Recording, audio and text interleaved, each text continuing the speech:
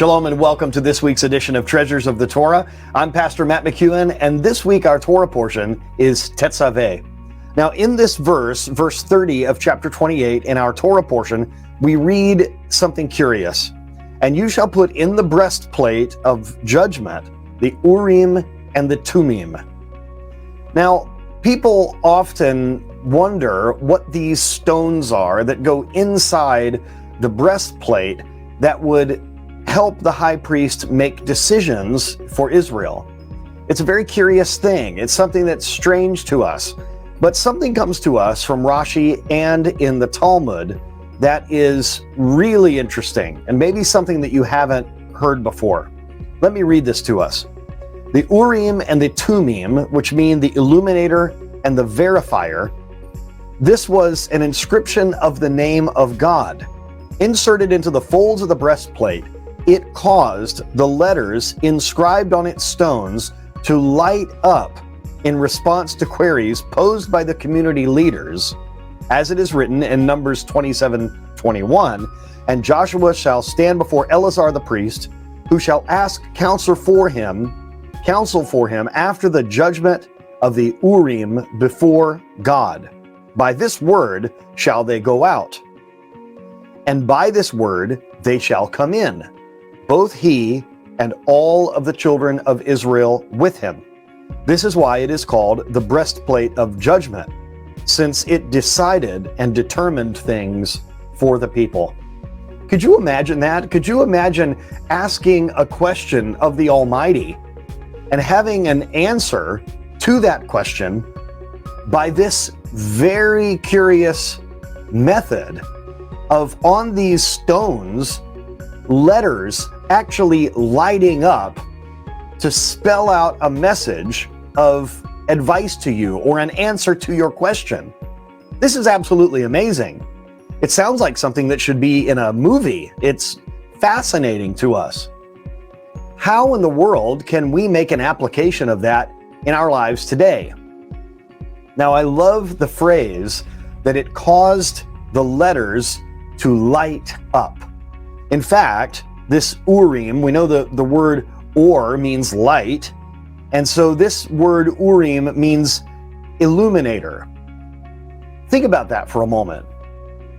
Wouldn't it be nice if we could have the will of God, the words of God illuminated to us when we ask a question? But in a way, I say that we can. Think about this.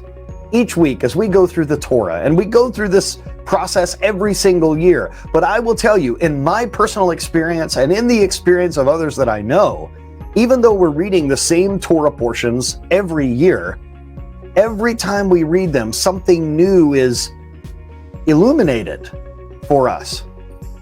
What if you had a question about what to do in your life, in a certain situation, in a relationship, a decision that you had to make? What if you had something that could light up with the very words of God to tell you which way to go or which way to turn? That, ladies and gentlemen, brothers and sisters, is what the Torah does for us. It tells us where to go, where to turn, which direction to head. That is what the Torah is for us. We know that the examples that have gone on before us can lead us to where we should go. And always remember this: everything in the Torah is an example to us. Every person in the Torah can be an example for us. Not always a good example. There are some in the Torah that when we read the holy words of this sacred writing given to us by God Himself and written down by Moses, there are times when we look at a certain individual and they are an example of what not to do. For instance, Korach's rebellion. This is an example to us, but an example in the negative sense of what not to do in our particular situation.